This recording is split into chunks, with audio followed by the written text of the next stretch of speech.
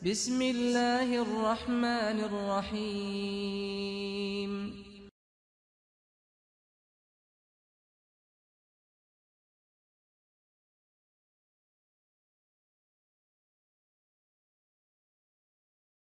Elhamdülillahi Rabbil alemin. Ve salatu ve selamu ala nebine Muhammed ve ala alihi ve ashabihi ecmain. Allah Taalam кейбір убактарды, кейбір жерлерди, адамдардын арасынан пайгамбарларды урматтуу кылды. Айлардын арасынан ороз айын урматтуу кылды.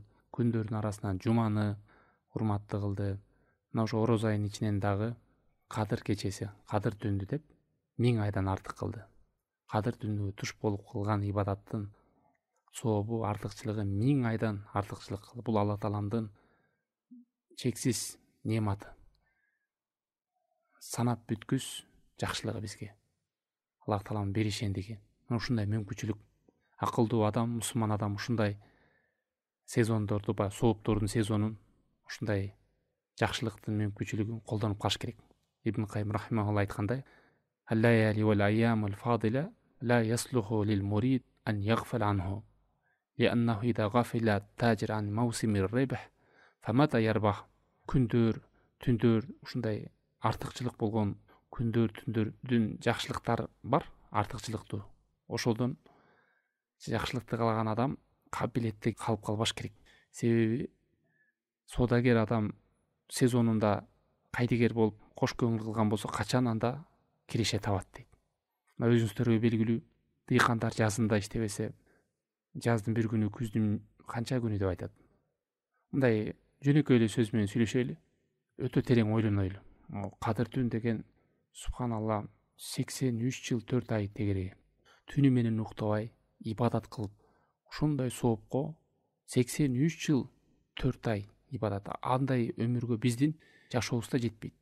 Мухаммад саллаллаху алейхи вассаламдын үммөтү өмүрү кыска. Менин үммөтүм 60 мен 70те гана болот. Андан өткөнү чанда болот. Чанда гана, аз гана, сейрек гана өтөт деген. 60-70 жаш азыр эң узак жаш болуп калды. Негизинен статистика боюнча жаштар көп өлөт экен. Бир адамдан сураганда да айылдарды карап көрчү, чалдар көппү же жаштар көппү дегенде чалдар аз да. Эгер чалдар жаш улгайган адамдар жаш улгайып өлө турган болсо, карылыкка жетип, анда айылдарда, жерлерде кары картаң адамдар көп болот эле. Көпчүлүк жаштар кетет. Мына ушул үммөттүн өмүрү кыска. Мурунку пайгамбарлардын доорундай 1000 жыл деген өмүр жок азыр. Мына Алла Таалам бизге мүмкүнчүлүктөрдү берди. Ушундай соопторду. Өмүрүбүз кыска болсо дагы, бирок бир түндө акыркы оңдукту издеп Кадыр түнгө туш болсок, 83 жыл бою кылган ибадаттын сообун алабыз. Андан да артык. Кайдыгер кылып өткүзүп жибербейли туугандар. Былтыр деле орозо кармагам, быйыл деле ошол орозо келди да, былтыр деле Кадыр түндө болгом, быйыл деле ошол Кадыр түн келет да деп. Алхамдулилля, сиз ушул быйылга чейин жашап калыпсыз. Былтыр орозону, Кадыр түндү көргөндөр быйыл жок. Быйыл көргөндөр айрымдары Кудай билет, ким бар, ким жок. Ошон үчүн бул мүмкүнчүлүктү биз колдонуп калыш керек. Куранда да көп жерде келет. Ошо адамдын жаны чыкканда өкүнгөнүн бири хатта ида жа ахадухумул маут, алардын бирине өлүм келип калса, ола робби иржиуни, о Роббим, мени кайтарчы бул дүйнөгө дейт. Ла алли амалу солихан фима тарак. Мени бул дүйнөгө кайрадан кайтарсаң, мен калган өмүрүмдү жакшы амал менен өткөзүп калайын деп.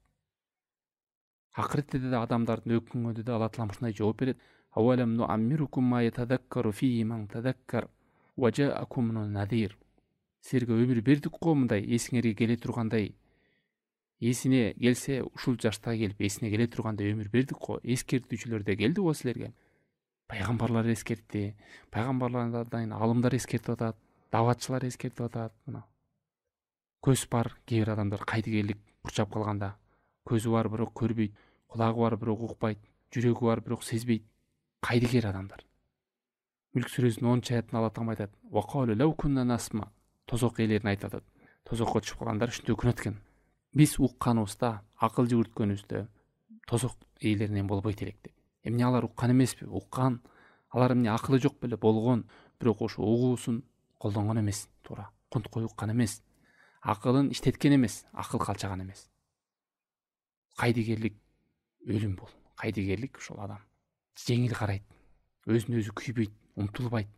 Кыргызда деле канча мисалы жашоодо тажрыйбада карайлы, мүмкүнчүлүктү колдонбогон адам, жеңил нерсени кылбаган адам ана тоону сүйлөй эле койсун. Мен мындай кылат элем, тигиндей кылат элем депчи, алдындагы ашты чайналбаса, башка нерсени айтып эле коелу. Мына Зордойдо иштегендер саат 4-тө 5-те барышат таң амал. Ар бизнесмендердин өзүнүн сезону бар, ошол учурда иштеп калайын дейт. Эгерде ушу соодада айтса, сенин ушу сатып аткан товарың бир 10 күн ичинде мүмкүнчүлүк болот, 100 сомдон сатканыңды 1000 сомдон сатасың десе. Бир күнү келет, ошол 10 күнүн ичинде бирөө бар, ошол күндө бүт товарыңды 10 эселеп кымбат кылып алып кетет клиенттер десе. 10 күн тынбай барат эле. 10 күн уктубагыңа да даяр эле. Акыреттик бизнесибизде туугандар, 83 жыл ибадатка туш болуп калып, бир эле түнгө илим калып, акыркы мына 8-9 күн аракет кылып калсак, Алла таалам айтат Куранда: "Я юхалладина аман", эй Аллах иман келтиргендер, "Хала дуллукум ала тижаратин тунжикум мин азабин алим". Мен силерге бир бизнести көргөзөйүнбү? Ал нерсе жаман азаптан силерди куткарат. Аллахка жана Аллахтын элчисине ишенесиңер, иман келтиресиңер. Аллахтын анын жолунда силер жихад кыласыңар, курбанчылык кылып, акчаңар менен, жаныңар менен. Заликум хайрун лакум ин кунтум та'ламун. Ушул нерсе силер үчүн жакшылык, эгер силер билгениңерде деп. Инналлазина ятлуна китабаллах. Аллах тааланын китебин окугандар, ва акамус сола, намазын тургузгандар, намаз окугандар. Ва анфаку мимма разакнахум. Биз берген ырыскыдан кайрымдуулук кылгандар. Сирран ва алания, купиядагы, ашкереде кылгандар. Яржуна тижаратан лан табур. Мына ушулар дейт, эч зыян тартпай турган соодан үмүт кылышат дейт. Банкрот деген жок мына. Акыреттик бизнес. Бул дүйнө убактылуу. Эртеге кеч баарыбыз кетебиз. Ошон үчүн умтулалы. Өзүбүздүн түгөнгүс, түбөлүктүү бара турган жерибизге кам көрөлү. Кетип аткан жактан эмес. Ошон үчүн муну калымда айткан, адам баласына таң каласың. Жакындап бараткан жагына, акыретине кам көрбөстөн, алыстап кетип бараткан жагына кам көрөт, кайтып келбей турган жагына кам көрөт. Эмне деген бул деп. Ошол биринчи кадыр түнүнүн артыкчылыгы, 10 артыкчылыгы дегенбиз, кыска токтололу. Биринчиси, бул түндө күнөөлөр кечилет. Субханалла. Күнөөлөр кечилет. Күнөөлөр өткөн күнөөңүз кечилип кетет. Шарты эмне? Пайгамбар саллаллаху алейхи вассалам айткандай, Айша энебизден келет: "Ман кама лейлатал кадри иманан ва ихтисабан, гуфира лаху ма тaqaddama min замби". Кимде ким кадыр кечесинде иман менен, үмүт менен турган болсо, намазын окуп, ош кадыр түндү тоскон болсо, өткөн күнөөлөр кечилет дейт. Биринчи чоң артыкчылыгы. Бир түндө эле туруп коюп, өткөн күнөөлөр кечирилүү. Болгон шарт эмне экен? Аллахка ишенип, ушул нерсеге иман менен, тажрыйба менен эмес, адамдар менен үркүгөн кошу, ошолор менен ээрчүү эмес, иман менен Аллах таалам жана үмүт менен. Үмүт менен Аллах таалам ошо соопту жетейин, Аллахтын ыраазылыгын алайын, ушундайга туш болоюн деген үмүт болсо, алхамдулилlah, ошол адам кечирилет деп. Экинчи артыкчылыгы, бул түндө, кадыр түндө, келерки бир жыл тагдырыңыз жазылат туган. Периштелер Аллахнын буйругу менен келерки, ким өлөт, ким калат, ким ырыс кызгандай болот, ким кырсыкка учурайт, кимдин жашоосу кандай болот, ошол түндө жазылат. Фиха юфраху куллу амрин хаким деп келет Куранда. Жана жогоруда биз айтып кеттик, тагдырдын 3 этап менен жазылган. Үчүнчү артыкчылыгы, бул түн кадыр түнгө түшүп калган 1000 айдан артык. Мындайча айтканда, бул түндө кылган ибадатыңыз 1000 айда кылган ибадаттан дагы артык. 1000 айдан, же болбосо 83 жыл, ары 3-4 айдан дагы артык. Андан да жакшыраак деген. Мындайча айтканда, бир адам кадыр түнү жок эле 83 жыл 4 ай түнү менен туруп намаз окуп, сиз кадыр түн тоскондой турган болсо, ошодон да артык болот. Не деген жакшылык, не деген Алла таламдан бизге берген немат. Тең да келбейт, андан да артык ошо бир күн туруп калганыңыз. Эмнеге бул үммөткө Аллах таалам мындай эсеби чоң болгон жакшылыктарды берди деген алымдар айтат. Себеби бул үммөттүн өмүрү кыска, Аллах таламдын бизге берген чоң нематы бул. Ошондой кыска өмүр болсо дагы, Нух пайгамбардын доорунда жашагандай соопторду топтоп коюуга мүмкүнчүлүк бар. 1000 жыл жашасак да. Элестетиңиз, дагы 83 жыл, мына быйыл кадыр түнгө илендиңиз, эмки жылы илинесиз, аркы жылы 83дөн кошуп кете бериңиз. Не деген сооптор? Аллах таалам баарыбызды ушундай өмүрүбүз өткөнчө ар жылы кадыр түнгө туш болушту насип кылсын. 4-нчү артыкчылык бул кадыр түн кечесинде Куран түшкөн. Шахру Рамадан аллази унзила фихил Куран. Рамазан айында Куран түшкөн. Мына ошо кадыр кечесинде түшкөн Куран. Мына ушул нерселердин баары биз жүрөктө ойготуш керек экен. Бул жөнөкөй эле түн эмес экен. Ойготуш керек бизди ушул нерселер. Аллахтын алдында кадыры бийик, шарапаттуу түн экен бул. Ошол түндү уктап, телефон чукулап, башка нерселерди кылып, ибадат, дуа, зикирден алыс болуп, жөн эле кош көңүл өтүп кетсе, анда бул адам өзүнөн көрсүн. Негизи Лавхатул Махфузда Куран толугу менен түшкөн го, биринчи асманда, ал белгилүү Рамазан айында. Бирок кадыр түндө жерге түшкөнүн айтат.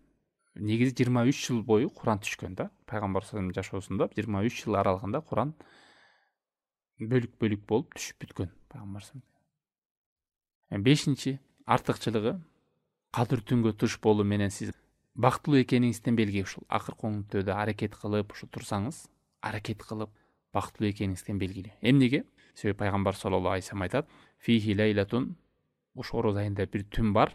Ал түн 1000 айдан артык.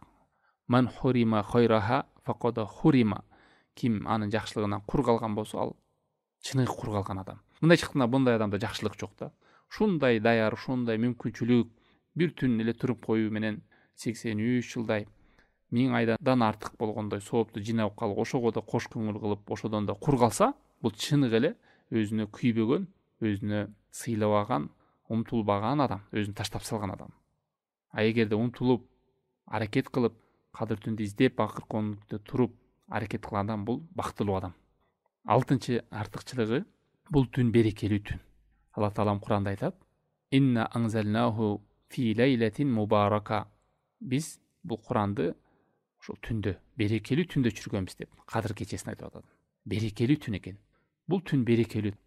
Мисалы, биз айтпадыкпы, береке деп Аллах таалам кээ бир жерлерди берекелүү кылган, кээ бир адамдарды берекелүү кылган. Пайгамбар саллаллаху алейхи вассалам берекелүү, мисалы, Мекке берекелүү жер, Мадина берекелүү жер, Акса мешити берекелүү. Мисалы, Меккеде 2 рекет намаз окусаңыз 100 000 рекет кетет. Берекелүү бекен. Мадинада 2 рекет окуганыңыз 1000 рекет кетет.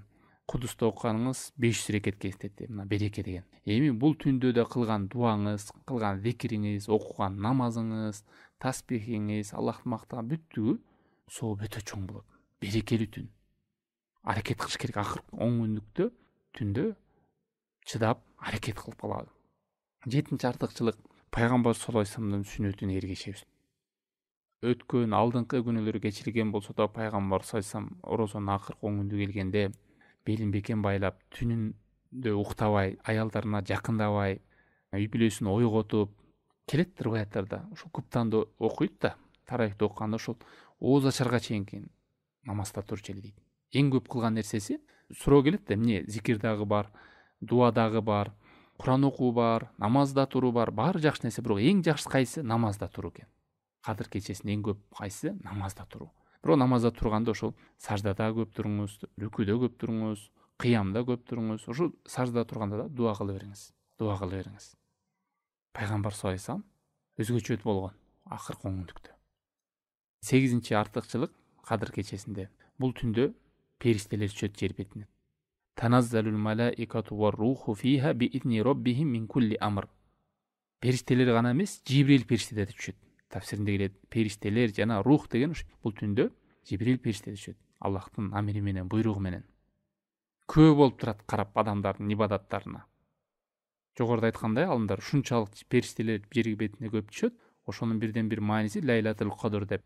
Жер тарып кетет дейт. Лайлатул Кадр же тар түн деп. Периштелер ушунчалык көп түшкөндүктөн кадыр деген маани тар деп айтат да. Жер тарып кетет деп.